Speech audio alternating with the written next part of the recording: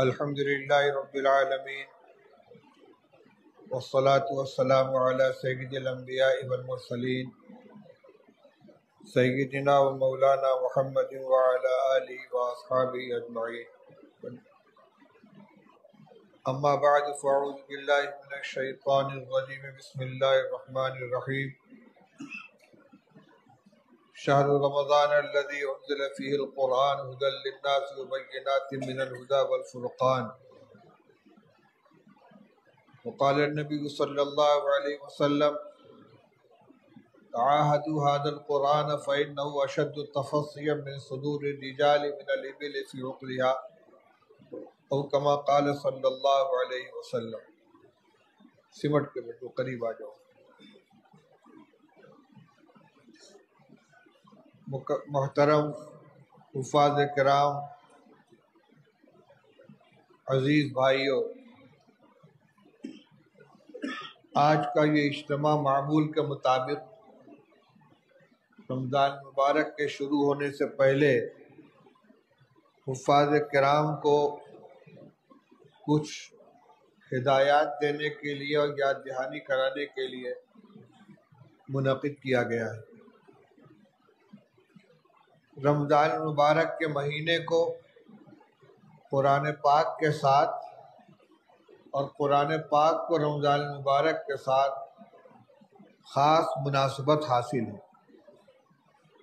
اللہ جل شانہ نے قرآن پاک کے اندر رمضان مبارک کی عظمت کو بیان کرنے کے لیے اور رمضان کا تعارف کرانے کے لیے قرآن پاک کا حوالہ دیا،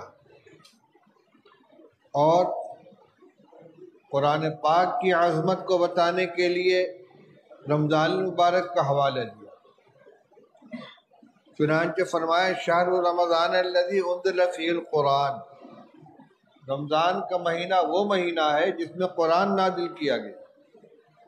اس سے رمضان کے مہینے کی عظمت معلوم ہوتی ہے کہ قرآن جیسی عظیم الشان کتاب نازل کرنے کے لیے اللہ جل شانہ نے اس مہینے کا انتخاب فرمایا۔ دوسری طرف فرمایا انا انزلناہ فی لیلۃ القدر، ہم نے قرآن کو شب قدر میں نازل کیا، یعنی شب قدر کی عظمت کو بیان کرنے کے لیے یہ حوالہ دیا گیا کہ اس رات کا اللہ تعالیٰ نے قرآن نازل فرمانے کے لیے انتخاب کیا۔ یہی وجہ ہے کہ رمضان مبارک میں خاص عبادت قرآن پاک کے تعلق سے مشروع قرار دی گئی، جس کو نماز تراویح کہتے ہیں، جس میں 2 سنتوں کی ادائیگی کی جاتی ہے۔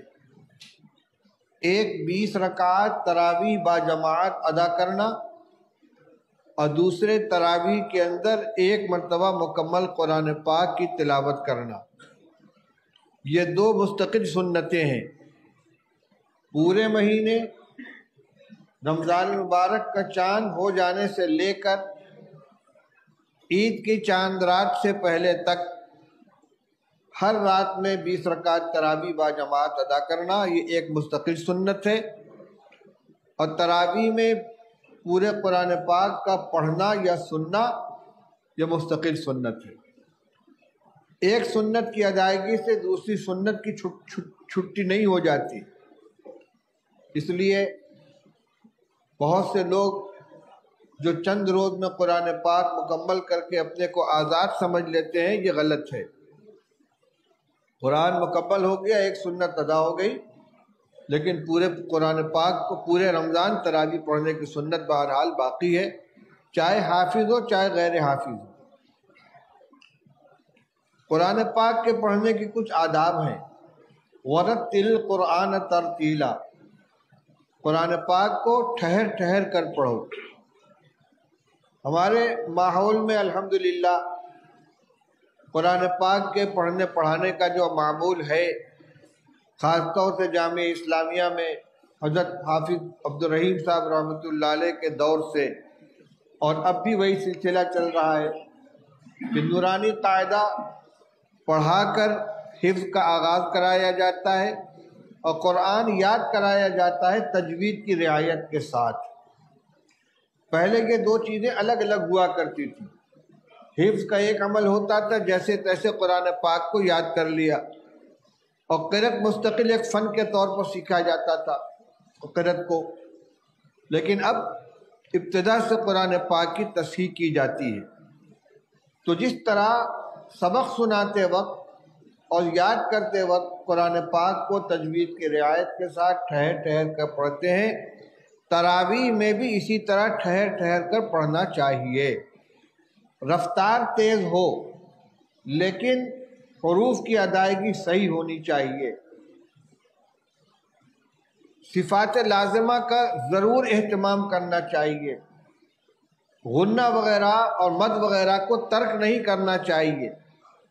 اسی طرح وقف کی جو آیتیں آتی ہیں جس میں کم سے کم ایک واو یا ایک یا کی ادائیگی ضروری ہے، عالمین، یعلمون، تعلمون، اس کو اس طرح پڑھ کے ختم کر دیں، یعلمون، تعلمون، عالمین، یعنی یا کی ادائیگی نہیں ہوتی، واو کی ادائیگی نہیں ہوتی. اسی طرح جہاں الف کا مد ہے، قاف، اس طریقے سے مآب، تو ایک الف کی ادائیگی کم سے کم ضروری ہے. مد قصر، مد توسط، مد طول، 3 درجے ہیں. کم سے کم درجہ یہ ہے کہ جو مد لازم ہے یعنی ایک الف کی ادائیگی ضروری ہے. اگر اتنا نہیں کریں گے تو قرآن پاک ناقص رہے گا. حفاظ کرام اس سلسلے میں بہت غفلت کرتے ہیں، یعنی آیات کے اختتام پر مد کی ادائیگی نہیں ہوتی. عالمون، تعلمون، عالمین، تعلمون ہو گیا، وہ عالمین ہو گیا، عالمین نہیں ہوا، تعلمون نہیں ہوا. اس کا خیال ہونا چاہیے. اسی طریقے سے اتنی تیز رفتاری سے پڑھنا کہ حروف کی صحیح ادائیگی نہ ہو، یہ قرآن کے ساتھ زیادتی ہے. قرآن نماز میں پڑھا جائے، تلاوت کی جائے، تراویح میں ہو، فرض میں ہو، رفتار میں کمی بیشی تو ہو سکتی ہے، لیکن اتنی تیزی کے ساتھ پڑھنا کہ ادائیگی ہی نہ ہو پائے حروف کی، یہ غلط ہے. اور ایسے ہی پڑھنے کے بارے میں کہا گیا ہے کہ کچھ لوگ ہیں جن کو قرآن جو پڑھتے ہیں قرآن، اور قرآن ان پر لعنت بھیجتا ہے. اس لیے حفاظ کرام اس کا خیال رکھے. دوسری چیز یہ کہ قرآن پاک کو صرف رمضان المبارک کا مشغلہ نہ بنائے. اس وقت تو خیر رمضان المبارک ہے، قرآن کا دور اور قرآن کی تلاوت پورے سال اس طریقے سے ہونا چاہیے کہ رمضان المبارک کے لیے کوئی الگ سے اہتمام نہ کرنا پڑے. یکساں قرآن یاد رہنا چاہیے پورے سال. اور جو ہمارے پرانے حفاظ کرام ہیں یا تھے ان کا یہی حال تھا. بہت سے قصے، بہت سے واقعات سنے ہیں کہ حفظ کرنے کے بعد مدت تک تراویح پڑھانے کا موقع نہیں ملا، لیکن اچانک کھڑا کر دیا گیا تو پارے کی پارہ پڑھتے چلے گئے، کہیں کوئی تشابہ تک نہیں لگا. ہم نے دیکھا حضرت مولانا قاری صدیق صاحب باندھوی رحمۃ اللہ علیہ بوڑھے ہو چکے تھے، کمزور تھے، بیمار رہتے تھے. دیوبند میں حضرت مفتی محمود صاحب نور اللہ مرقدہ کی خانقاہ میں آئے، اپنی تراویح ختم کر کے آئے تھے. ایک ساتھیوں نے طے کیا کہ آج حضرت سے تراویح پڑھوائی جائے گی، لیکن ان سے نہیں کہا گیا کہ آپ کو پڑھانے، انکار کر دیتے. لیکن حافظ سے کہہ دیے کہ آج تراویح کے لیے آگے مت بڑھنا. چنانچہ عشاء کی نماز ہو گئی، سنت پڑھ لی گئی، اور تراویح پڑھانے کے لیے مصلی پر کوئی نہیں گیا. مولانا بالکل پیچھے کھڑے تھے، وہ سنت پڑھ کر کھڑے ہوئے، کان تک ہاتھ اٹھا کے کھڑے ہوئے، اللہ اکبر کی آواز نہیں آ رہی ہے. کہ کیا بات ہے بھائی؟ حضرت تراویح آج آپ پڑھائیں گے. ارے بھائی بہت تھکا ہوا ہوں. نہیں حضرت پڑھا دیجیے، جتنی بشاشت ہو. مصلی پر آ گئے، پوچھے کہاں سے پڑھنا ہے؟ نیت باندھنے سے پہلے نہیں معلوم ہے کہاں سے پڑھنا ہے، بتایا گیا فلاں پارے سے، اللہ اکبر. اور اس کے بعد کئی پارے مسلسل پڑھے چند رکعت میں. اس کے بعد کہا بھی تو آ جا، صاحبزادوں کو بلا دیا، آگے انہوں نے پڑھ لیا. جبکہ مولانا صدیق صاحب وہ آدمی تھے کہ جن کو رات دن میں 1 منٹ کی فرصت نہیں ملتی تھی. تعویذ والے ہیں، دعا کرانے والے ہیں، مدرسے کے مقام معاملات ہیں، لیکن قرآن پاک کا شغف تھا. میں نے ابھی قرآن پاک کی ایک آیت پڑھی تھی اور ایک حدیث پڑھی ہے. قرآن پاک کی تو وہی آیت تھی جس کا میں نے ترجمہ کیا کہ رمضان کا مہینہ وہ مہینہ ہے جس میں اللہ جل شانہ نے قرآن کو نازل فرمایا، اس میں قرآن نازل کیا گیا ہے۔ حدیث یہ کہ رسول اللہ صلی اللہ علیہ وسلم نے ارشاد فرمایا کہ قرآن کی نگرانی کرتے رہا کرو، دیکھ ریکھ کرتے رہو، خبر لیتے رہو، کیونکہ یہ قرآن سینوں سے اس سے زیادہ تیزی کے ساتھ نکل جاتا ہے جتنی تیزی سے قرآن جو جانور اپنی رسی چھڑا کے بھاگ جاتا ہے۔ جانور کو باندھ دو، کوشش میں رہ گئے کسی طرح رسی چھوٹے میں بھاگو، اس سے زیادہ تیزی سے قرآن سینے سے نکل جاتا ہے۔ اس لیے نگرانی کرتے رہو، اگر مطمئن ہو کر بیٹھ جاؤ گے قرآن سینے سے نکل جائے گا۔ کیوں؟ اس لیے قرآن اللہ کا کلام ہے اور اللہ تعالیٰ کی ذات مستغنی بھی ہے، غیور بھی ہے، بے نیاز بھی ہے اور بڑی غیرت والی ہے۔ محتاج بن کر قرآن کے ساتھ ہم جڑیں گے تو ہمارے سینے میں محفوظ رہے گا، اور ذرا سا بے نیازی برتیں گے تو اللہ کی غیرت اس کو برداشت نہیں کرے گی، چھین لی جائے گی یہ دولت۔ دوسری بات یہ تھی کہ حفاظ کرام کو امامت کرنی ہوتی ہے۔ امام کی کچھ صفات ہوتی ہیں، ان صفات کو بھی اپنے اندر پیدا کرنا ہے۔ ایسا نہیں ہے کہ تراویح کے امام کی کچھ اور صفات ہوں، پنجگانہ امام کے لیے کچھ اور صفات ہوں۔ امامت بہرحال نماز کا ایک بہت اہم منصب ہے۔ رسول اللہ صلی اللہ علیہ وسلم فرمایا الامام ضامن والمؤذن مؤتمن، امام تمام نمازیوں کی نماز کا ضامن ہوتا ہے، سب کی نماز اس کے نماز کے اندر رہتی ہے۔ امام کی نماز اگر فاسد ہوگی تو سب کی نماز فاسد ہوگی، امام کی نماز کمزور ہوگی تو سب کی نماز کمزور ہوگی، کیونکہ پوری جماعت کی نماز ایک نماز ہے۔ اس لیے حافظ کو قرآن پاک کے یاد کرنے کے ساتھ ساتھ پورے سال نماز پنجگانہ مسجد میں باجماعت اہتمام کے ساتھ ادا کرنا چاہیے۔ ایسے تمام کام سے اپنے آپ کو بچانا چاہیے کہ جو آدمی کی ثقافت، عدالت اور اس کی نیکی کے اوپر دھبا ڈالتے ہیں۔ آج کل موبائل کا زمانہ عام ہو گیا ہے، موبائل میں فلمیں رہتی ہیں، ویڈیو رہتے ہیں، پتہ نہیں کیا کیا غلاظتیں بھری ہوتی ہیں، اور ہر ایک کے ہاتھ میں بڑے سائز کا موبائل رکھا ہوا ہے۔ تو اگر بیٹھ کے اس کو دیکھ رہے ہیں، فلمیں دیکھ رہے ہیں، تو اگر کوئی کھلے ہوئے فلم دیکھ رہا ہو سنیما گھر میں یا ٹی وی کے اوپر، اس کو امام بنائیں گے آپ؟ بھائی یہ امامت کے لائق نہیں ہے، تو فلمیں دیکھتا ہے۔ تو اگر وہ تنہائی میں بیٹھ کے فلمیں دیکھ رہا ہے تو کوئی امامت کے لائق ہوگا وہ؟ یہ اس کو کوئی نہیں جانتا، لیکن وہ خود تو جانتا ہے۔ اس لیے جب اللہ نے اتنی بڑی دولت عطا فرمائی، قرآن کی دولت دیے، تو قرآن کی عظمت کا بھی خیال کریں۔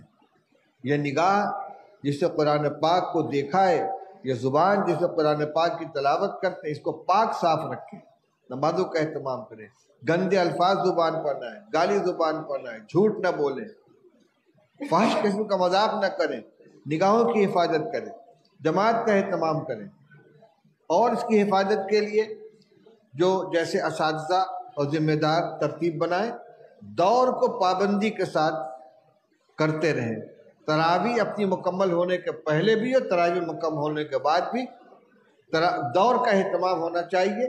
جیسی جوڑی بنا دی جائے اس کے اعتبار سے، اور کوئی عذر نہیں ہونا چاہیے اس کے اندر۔ ایک تو خود اپنا قرآن محفوظ ہوگا، مضبوط ہوگا، دوسرے جس ساتھی کے ساتھ جوڑ کریں گے اس کے معاون بنے گے، اس کے مددگار بنے گے۔ اس میں کسی طرح کی سستی اور ڈھیل نہیں ہونی چاہیے۔ رمضان شریف میں نے کہا امامت کی ذمہ داری بھی ہے اور حافظ ہونے کی بھی ذمہ داری ہے، اس لیے پانچوں وقت کی نماز فجر سمیت باجماعت مسجد کے اندر ادا کرنا چاہیے۔ نماز میں تعدیل ارکان کا بھی خیال رکھیں، رکوع سجدہ اتنا تیز نہ کریں کہ نماز ناقص ہو جائے۔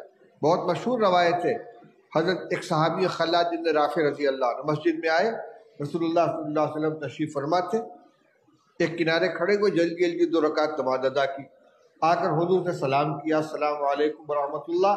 آپ نے فرمایا وعلیکم السلام، قم فصلی فإنک لم تصلی، جاؤ پھر سے نماز پڑھو، تم نے نماز نہیں پڑھی۔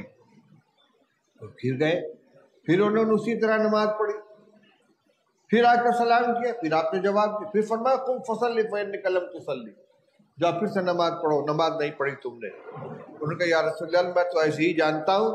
تب آپ نے ان کو نماز کا طریقہ بتایا کہ جب کھڑے ہو تو اطمینان سے کھڑے ہو، قیام اطمینان سے کرو، قرات اطمینان سے کرو، رکوع اطمینان سے کرو، رکوع سے اٹھ کر سیدھے اطمینان سے کھڑے ہو، سجدہ اطمینان سے کرو، یعنی سب کچھ تھا، لیکن نماز میں اطمینان نہیں تھا، اعتدال نہیں تھا، جس کو اعتدال بہت ضروری ہے۔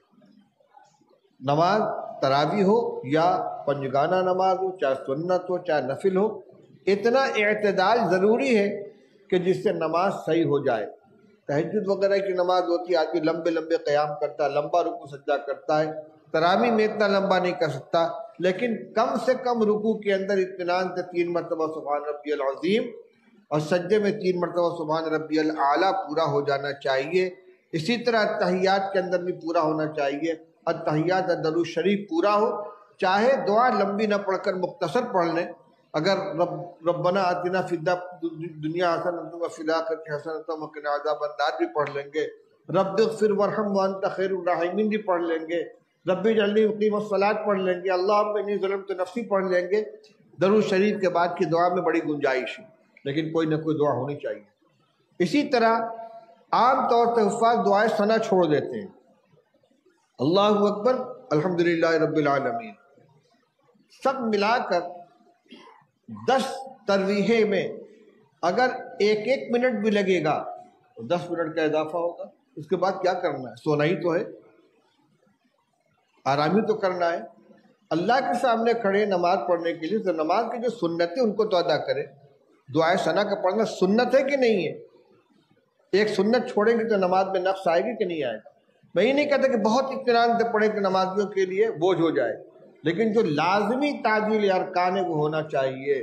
3 مرتبہ سبحان ربی العظیم رکوع میں ہو جائے، 3 مرتبہ سبحان ربی الاعلیٰ سجدے میں ہو جائے، رکوع سے اٹھے تو اتنا کھڑے ہو کہ بالکل سیدھے ہو جائے، پھر سجدے میں جائے، سجدے سے اٹھ کر اطمینان سے بیٹھے پھر دوسرے سجدے میں جائے۔ یہ چند چیزیں ہیں جو میں نے آپ کے سامنے بیان کی ہیں، میرے ذہن میں یہی باتیں